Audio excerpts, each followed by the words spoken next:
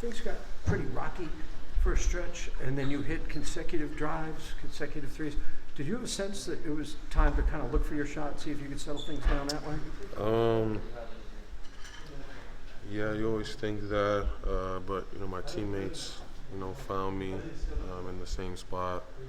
I think one came from Jalen's drive, and he dished it out. And then another one came from Fred's extra pass, and that's what we strive for every single day, is to be an unselfish team on the offensive end, so we can find the best shots possible each and every possession. You've been shooting threes, I think, at like 65%. But today, most of the scoring was on drives. Is that something you want to show that you have in your game as well? I got a lot of things to my game. I feel like they were guarding me, pretty close, trying to make me go downhill. I just take what the defense gives me. I just feel lighter out there. On those kind of straight, kind of line drives off the catch, you seem to have a lot of success there. Is that a way to kind of kickstart this offense, get a lot of guys involved, do you think? Yeah, guys driving, not to think score, to think pass.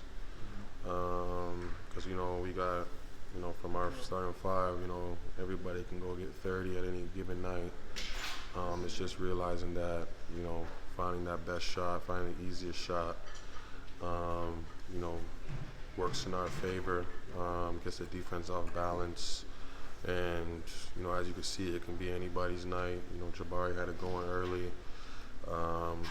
And then, Jalen found his, and Fred ended up finding his. And then, I started hitting shots too. So, you got that array of scoring. It's hard to guard each and every night. Ime talked about you guys going through some old school rebounding drills. What exactly does that entail? Boxing out, feel like you're back in college. Just finding ways to box out, finding ways to, get, limit their possessions. Just, I guess, understanding that, if teams get offensive rebounds on us, it's just extra possessions for them, and usually they turn into threes. So, we don't want those, especially, with, our switching ability. So, it's stressing to get defensive rebounds. They run so much of their offense through Sabonis. Does that change any of what you do defensively? Does it give you any more freedom? Not really. I guess, there's going to be a lot of handoffs with him. I think they're the number one team in dribble handoffs. So just being aware of that, and it kind of helped our defense. It helped, LP play him one-on-one more, and understanding that, he loves his left hand, and I feel like, LP did a great job tonight on, containing him.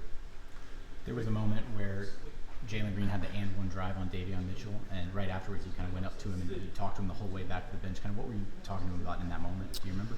I was really talking to him about on the defensive end. But, Jalen's a special player, future all-star in this league.